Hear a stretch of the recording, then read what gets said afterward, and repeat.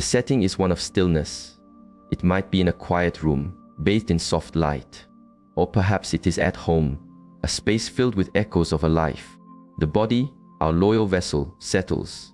The rhythm of the heart finds its final rest. The breath, a lifelong companion that flowed without our asking, is given back to the world in a last, soft sigh. Yet in that very moment of profound silence, a movement begins. Something unseen by our eyes, yet deeply felt in the very fabric of existence. The soul, the pure awareness that animates our form, begins its journey of release. This is not the flick of a switch. It is more like the gentle untying of an ancient knot, woven from every experience, every feeling, every memory, every choice. At this crossing, whispers from those who have stood at the edge and returned offer us a glimpse. They speak of a sudden lightness, an unexplainable peace, a clear sense of floating free from the body's harbor. Some see their own form below, as if watching a scene from the quiet sky. Others hear the world around them, but the language is no longer theirs to speak. Awareness remains, awake, lucid, but no longer bound to its physical anchor. The parting of soul and body is also a shift in energy. The ancient wisdom of my lineage teaches that a current of life, a river of light, connects our spirit to our form. In this moment, this river grows quiet, it thins, until the connection is lovingly released. The final mooring rope is untied, but not all vessels leave the shore with ease. For a life that ends in a sudden storm, or for a heart clinging tightly to the material world, the untying can feel like a tearing, a shock. The soul may try to remain, not understanding why the world no longer responds, why its voice is now just an echo. It is like waking from a powerful dream, only to find the landscape has changed entirely. The inner impact is immense. Imagine believing your entire life that the shore was the end of all things. Then, you find yourself conscious, floating on the quiet tide, seeing your own empty boat, feeling the currents of grief from the shore, but unable to reach out. It is the beginning of a new map, a new territory, but the soul has not yet learned to read it. For a heart that has prepared, this moment is a gentle arrival. The soul understands the changing tides. It senses the presence of guides, friends of the spirit, beings of light who come to offer a hand. It is a soft, maternal welcome, a light on the far shore, calling it home. Everything begins with a final breath. But the end is never the end. It is always a new beginning. The soul is free, yes, but it carries with it the treasures of the journey, the joys, the sorrows, the lessons learned. It leaves the vessel behind, but its cargo is rich. What happens on that new shore is what we will explore now. Imagine, you awaken in a familiar garden, yet all feels new. The colors of the flowers seem to sing. The sounds of the world feel as if they come from within you and without you, all at once. And the people you love move as if you were a gentle breeze they cannot see. You call to them, you reach for them, but your hand passes through like mist. You are both present and invisible. For many souls, this is the first morning on the other side. Immediately after leaving the physical vessel, consciousness does not fade. Often, it becomes sharper, clearer than ever. The challenge is, the soul does not always know it has passed through the great gate. This creates a deep confusion. It senses a profound shift, but it cannot name it. This happens because the soul still wears the habits of its earthly life. It still feels like its old self. The same thoughts, the same patterns, the same fears, and so it tries to continue its old routine. It returns to its home. It speaks to its children. It tries to finish the work it left behind. But the world of form no longer yields to its touch. Doors do not open. Words are not heard. Faces do not turn. And this brings a powerful sense of isolation, a deep sorrow. Some souls may wander for what feel like days or weeks, close to the vessel they left, especially when the departure was sudden. An unexpected storm, a tremor of the heart. The shock is so great that the spirit needs time to feel its way into the new reality. It is like waking from a deep sleep, with no one to tell you where you are, or what has passed. The ancient paths teach that this period is vital for the soul's journey forward. If it remains too tangled in the reeds of worldly attachment, of sorrow, or of some unfinished task, it can get stuck for a time in a place we call the shallow waters. A state between worlds, where it still feels the weight of human emotions, but has no body with which to act. In this moment, the inner connections a soul has cultivated make all the difference. If a life was lived with self-awareness, with heart, with kindness, that soul tends to be met swiftly. Spiritual guides appear like loving gardeners. Beings of light draw near and help the soul find its path. But if the soul lived without looking inward, the journey may be slower, more solitary. Yet, it is never abandoned. It simply takes longer for the eyes of the spirit to adjust to the light. It is often told that in their final days, those in their last passage begin to see loved ones who have already crossed over. These visions, often seen as mere dreams, may in fact be the soul's first contacts with this new garden, a pre-awakening, where it begins to hear the gentle call from the other side. It is also common in the first hours that the soul will follow its empty vessel. It watches the flurry of activity, feels the waves of grief from family, sees the arrival of friends. All of this adds to this initial mist of confusion. The soul sees and feels everything, but it is no longer a part of that play in the same way. And this truth is a difficult one to embrace. The clock of the world continues to tick, but on this other shore, time flows like a river. In many of my tradition's teachings, from the quiet whispers of the sages to the deep meditations of the monks, the first 7 days are seen as a gateway, an energetic passage where the soul remains very close to the world of form. After the first shock of seeing itself outside its body, the soul looks for familiar landmarks. Some choose to stay near, watching over the final rituals. Others follow their loved ones, like a silent, invisible companion. There is no hurry, but there is an inner urgency. The soul needs to understand what has happened to itself, while also wanting to know that those it loves are well. In this symbolic space, the final farewell ceremonies hold a dual meaning. For the living, it is a ritual of release, of sharing memory, of finding comfort in one another. For the soul, it is a chance to witness, from the front row, the ripple effect of its life. Every tear that is seen, every word of gratitude, every memory shared, helps the departed understand the tapestry they have woven. It is not uncommon for those with open hearts to feel a subtle presence during these times, a soft breeze in a still room, a feeling of peace moving through the flowers. These are signs. The soul is there, feeling its way through this human ritual it belonged to just yesterday. It perceives the energies, hears the intentions, sees its own story reflected back. All of this helps it accept that its chapter in that book is finished, a necessary step to turn the page. During these 7 days, the soul's inner music still vibrates very close to the earthly song. This is why the emotions of the living are like winds. They can either gently push the soul's boat towards peaceful waters or keep it tangled in the weeds of attachment. Cries of despair, or words like, "I cannot live without you," project powerful waves that can bind and confuse, delaying the soul's release. Sincere prayers, loving memories, and a serene acceptance of the great cycle, these act as small lanterns, lighting the path forward. Many cultures mark the 7th day with quiet ceremony. Spiritually, this is seen as a magnetic closure. The last energetic threads tying the soul to its former home begin to dissolve. If the soul has been able to accept its new reality, if it has felt the support of love and understood its new state, its inner music rises in pitch. And a gateway, described as a tunnel of light, a silver bridge, or a gate of blue mist, opens, inviting it to walk on. But this process is not mechanical. Some spirits pass through this gateway in mere hours. Others, held by deep attachment, may linger for much longer.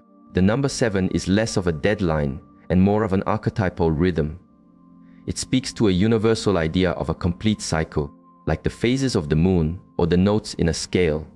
Once this cycle is complete, the soul has found the footing it needs to step away from the dense vibrations of earth and enter the more subtle, transitional lands. For those who remain, knowing this changes everything. It changes how we grieve, transforming pain into gratitude, telling stories that celebrate life, praying, or simply sending love with a quiet mind. All of this contributes in a very real way to the peace of the one who has departed. For those of us reflecting on our own journey, understanding this 7-day corridor inspires us to live with fewer tangled threads, to cultivate forgiveness, to build bridges instead of walls. All of this will ease our own crossing when our time comes. After the first 7 days, a time marked by the soul's closeness to the physical world, a quieter but even more profound passage begins the 40 days of farewell. It is during this time that the soul truly begins to loosen its grip on the attachments of its earthly life and embarks upon a journey of review, of healing, and of liberation. This idea of 40 days appears in many ancient paths. In one great tradition, a master is said to have walked among his followers for 40 days after his resurrection before his final ascent. In others, this cycle is seen as a time of energetic purification. In the high mountains of Tibet, the Bardo, the space between one life and the next, can last this long. This is no accident. The number 40 carries a universal song of transformation, of deep transition. During these 40 days, the soul goes through a process. Imagine opening the book of your own life and reading every single page. But the purpose is not judgment from outside. There is no one with a gavel or a scale. It is a profound inner review. The soul relives its choices, its feelings, the deep intention behind every action. And here is the crucial part: it now feels the echo of its actions in others. If it caused pain, it now relieves that moment from the heart of the one who was hurt. If it gave love, it feels that love returned to it with all the warmth it stirred in another. This is one of the most powerful processes of the journey, to finally understand the true effect of our own existence, good and ill, as if finally seeing the ripples we left in every heart we touched. At this stage, it is common for the soul to be accompanied by beings of light, known in many paths as spiritual mentors. They are not there to judge, but to guide. They illuminate the other paths that could have been taken. They help the soul understand why certain sufferings were necessary, and most importantly, they help it to learn. One cannot change the past, but one can learn from it, and that learning is the key to true release from guilt, from resentment, from the stories we told ourselves that still bind the soul to the life that was. During these 40 days, the ties to the material world, the home, the objects, the identity, the habits, begin to soften. This does not mean the soul forgets those it loved. On the contrary, it begins to see those connections in their purest form, free from the ego's shadow, and the small frictions that so often cloud love on earth. But to move forward, one must let go. Many spirits in this phase feel the pull of their families who are clinging to them, inconsolable, holding them back energetically through constant thoughts of pain, through promises to never forget, vows to never move on. The soul feels this, and while it is born of love, this kind of attachment feels like an anchor on the feet of one who needs to walk. It is also during this period that dreams of the departed often become more intense. The soul may draw near to loved ones to give a sign, a message, or just one last quiet glance. These dreams feel vivid, real, filled with a deep sense of presence. Because they are often true encounters, they are a way for the soul to close its chapters, to soothe the hearts of those on shore, and to ask for the freedom to continue its journey. At the end of these 40 days, a kind of final energetic release happens. The soul, now lighter, more conscious of its journey, feels ready to enter realms of greater subtlety. It bids farewell to the earthly shore, but it carries with it the true treasures, the loves that do not depend on form, the lessons learned, and the essence of who it truly was. For the living, this moment can be felt in unexpected ways. A sudden sense of peace that settles in the heart, a feeling that they are all right now, or even symbolic signs, a familiar fragrance in the air, a certain song playing at a strange time, a butterfly that lands in an unlikely place. Small, subtle markers that the true departure has begun. One of the most profound realizations for many is that even after the body has been returned to the earth, The connection between the one who left and those who remain is alive, and it is deeply influential. In this delicate time, especially in the first months, the emotions of the living send powerful ripples into the spiritual journey of the soul. It may seem difficult to believe, but think of it this way. In life, when we are deeply connected to someone, we can sense when they are not well, even from far away. Now, imagine that connection without the filter of the body, without the barriers of physical senses. This is what happens in the spiritual realm. Emotions become direct waves of energy, reaching the soul with pure intensity. As we have said, grief is a natural river. The pain, the tears, the longing, it is all a sacred part of the human heart's farewell. But the river becomes a flood when love turns into desperate attachment. When the one left behind insists, consciously or not, on tethering the departed to their pain. Words like, "I cannot live without you. Why did you leave me?" carry such a heavy energetic weight that they become spiritual anchors. The soul, which has already started its journey forward, feels this pull backward, and often, out of love, it turns back. It stays close, trying to offer comfort, trying to explain. But in doing so, it also becomes confused, and its own path is delayed. There are accounts of spirits who remain tied for months, even years, to their loved ones, not from a desire to haunt, but because they feel responsible. They feel they cannot leave, while those they love are in a state of emotional collapse. This creates a shared suffering. The soul cannot ascend, and the living cannot heal. This does not mean we must forget. It is the opposite. It means we must honor the presence of that person by not tying their beautiful memory to pain. True love is not a chain. It is a light. It never dissolves. It simply changes its form.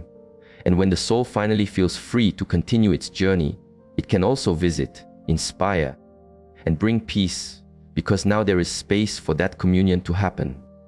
There comes a moment, after the passages of release and life review, when the soul finds itself before a new gateway, a choice, or, in some cases, a calling it cannot resist.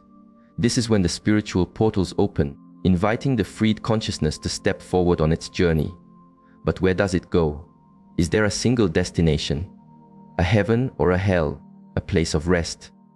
A new world? The answer is less like a fixed address and more like the flowing of a great river system. The soul's destination is not a physical place, but a vibrational reflection of the world it built within itself during its earthly life. Spiritual portals are, in their essence, gateways of resonance. Some souls are guided through these gates by luminous beings. Others feel a call from deep within, an inner compass pointing the way forward. And there are some who, even though they are free from the body, remain confused, caught in a mist of dense emotions like guilt, fear, or deep attachment. They are unable to see the gateways that stand open before them. These gateways can lead to many different lands. One of the most well-known descriptions comes from ancient texts shared through quiet hearts. They speak of true spiritual communities, or gardens of rest, organized places with structures of light, halls of healing, libraries of wisdom, places of learning where souls continue their journey of healing, study, and preparation.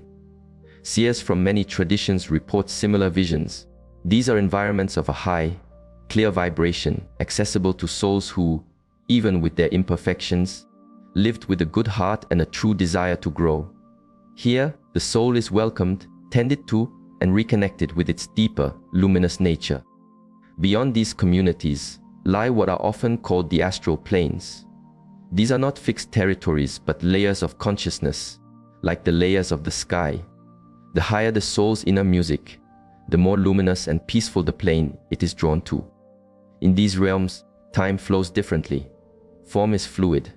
Thought creates reality almost instantly, and the lessons learned are profoundly symbolic. In the denser planes, by contrast, there are realms of confusion, of shadow, where souls work through their unresolved pains. Some call this a punishment, but it is not. It is merely a reflection. A soul finds itself in a landscape that perfectly matches its inner state. Not every soul goes directly to a garden of rest or a specific plane. Many pass through transition zones first. Think of them as quiet antechambers where the soul is met by its guides. Its inner state is gently assessed, and it is prepared for the next step of its journey. It is in these spaces that many are joyfully reunited with family who have passed before them, with ancient guides, or even with loving presences who watched over their life without them ever knowing. So, does the soul choose its destination? The answer is both yes and no. The soul does not choose from a map, but is drawn by the river of its own vibration. Water always finds its level. However, a soul that cultivated greater awareness in its life, a soul that practiced looking inward, has more clarity in this time of transition.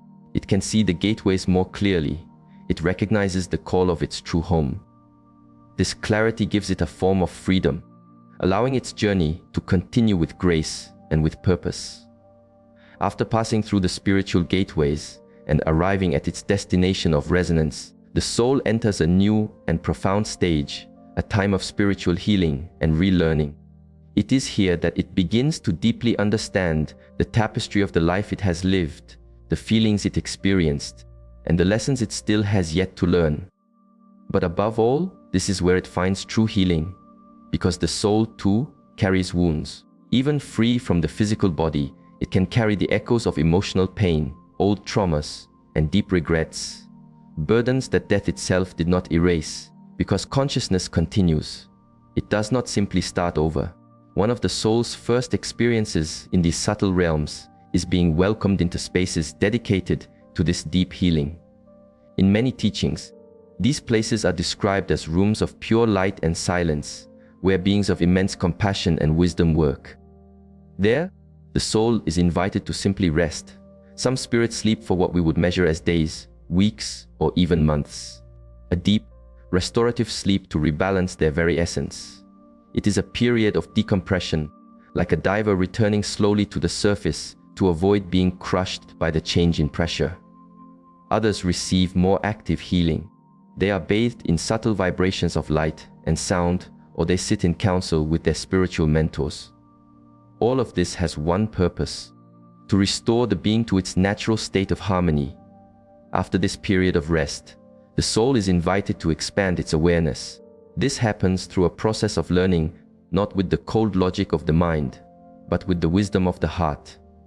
Yes, there are schools in these realms, but here the lessons are different. They are learned not just from ancient texts, but through direct experience, through living simulations, and through sharing with other souls on the path. The soul revisits its past errors, but now with a compassionate clarity. It learns about the universal laws of cause and effect, of vibration, of resonance, of universal love. And perhaps most powerfully, it begins to understand who it truly is, beyond the mask of the ego, free from the name, the role, the story it played. The soul finds itself as pure essence, and this recognition alone is a profound form of healing. As it grows stronger, the soul begins to prepare for its next step. This does not always mean reincarnating right away. The possibilities are vast. Some souls choose to stay for a long time in these subtle realms, deepening their learning, or becoming guides themselves, helping other souls who are just arriving. They become keepers of the light, acting in missions of support, rescue, and inspiration for those still on earth.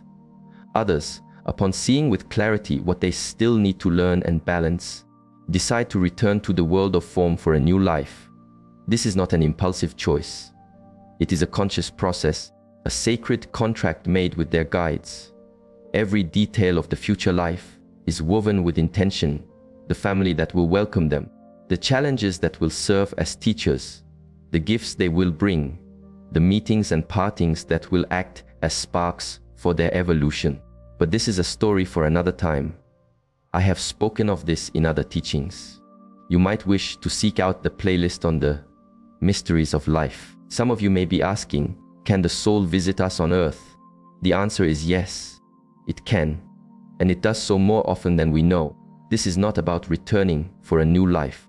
This is about spiritual visits, moments when a soul that has already crossed over returns temporarily to the earthly shore to observe, to comfort, to say a final farewell, or simply to be near those it loves.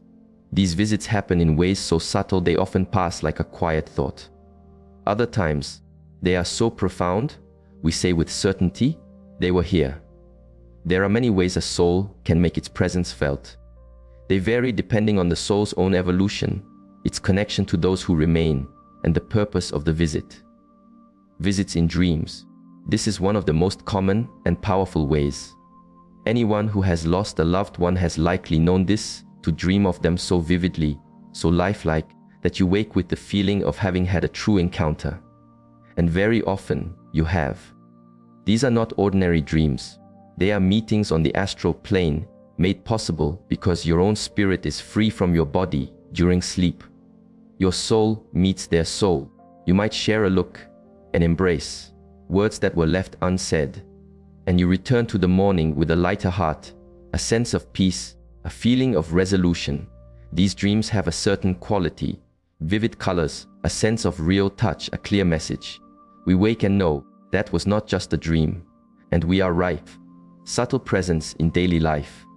Sometimes the soul does not appear in a dream, but leaves a gentle trace, a familiar scent that comes from nowhere, a song that plays suddenly with words that speak directly to your heart, an object that falls without reason, a soft breeze that touches your face in a moment of sorrow. These are the softest of touches, signs that you are not alone. These moments are more frequent when the soul senses a loved one needs support. It comes, it observes, it offers its silent strength. Its presence alone brings comfort. Spiritual apparitions. In rarer cases, often with people who are naturally open or sensitive, the soul may appear in a form that is almost visible. A silhouette, a shimmer of light in a room, a brief image by the bedside, or a quiet voice. This is not common. Not every soul has the permission or the ability to manifest so strongly. Protective interventions. There are times when a soul, especially one that acts as a spiritual guardian, may intervene more directly. It might gently nudge someone to avoid an accident, inspire a life-changing decision, or whisper a premonition that changes a person's course. We feel it as a strong intuition, an invisible hand guiding our way. And that is exactly what it is. How can we open ourselves to these encounters? Keeping the heart open is the first step. Being at peace with the departure, accepting the great cycle, and cultivating feelings of love create a bridge of light between the worlds. Sincere prayer helps. Remembering with joy, speaking to them with love, without demanding an answer. But most importantly, we must not wait with obsession. These visits cannot be commanded. The soul comes when the time is right, and only when it brings no harm to itself or to us. That is why letting go is so vital. To love without demanding, to allow the higher wisdom to guide the way. It is a curious thing. After someone we love has passed, we begin to see life through new eyes. We feel more, we value more. We realize that everything that truly matters is unseen, only felt. And we learn that the vibration we hold within us influences not only our own path, but the path of those we love. Both here and on the other side, it is in this realization that many people awaken to a simple, profound truth: we are responsible for our own energy. Every thought, every feeling, every act of gratitude, of love, all of it is weaving a bridge between worlds. It is no accident that so many elevated souls can visit their loved ones with ease. They vibrate with clarity, and the living, who keep their own hearts clean and light, can feel this connection because they are in tune. If you feel this call to reconnect, to change your inner frequency, and to manifest a life more in harmony with your soul's purpose, I invite you to the Quantum Thinking Challenge. It is a 21-day practice of gratitude, a reprogramming of the mind, and an unlocking of your true energetic potential. 3 weeks of conscious practice, of vibrational elevation, of activating your connection to that which is most subtle and true. Many who have walked this path report real transformations in their lives. Perhaps this is your time as well. You will find the way in the first pinned comment. Throughout this first year after the departure, there are moments that are considered vibrational gateways, recognized across many traditions as times of opening between the worlds. The 7th day, as we have seen, marks the first great energetic release. The 40th day represents the closing of the cycle of detachment. And the first anniversary of the passing is seen as a complete circle, a kind of spiritual harvest of all that was sown, both in life and in the transition. When a full year has passed, something profound shifts, both energetically and spiritually. It is as if a great circle has finally been completed, allowing that soul to move forward with even greater freedom, and allowing those who remain to transform their grief into a peaceful, serene memory. At this point, most souls are well established in their new reality. They may have been guided to a new plane of learning, engaged in new missions of service, or perhaps they are preparing for a new earthly journey. For the living, this first anniversary does not have to be a day only of sorrow. It can also be a celebration of the continuity of life in a new form. A moment to look up or to look within and to understand that everything, absolutely everything, is part of one great, sacred cycle.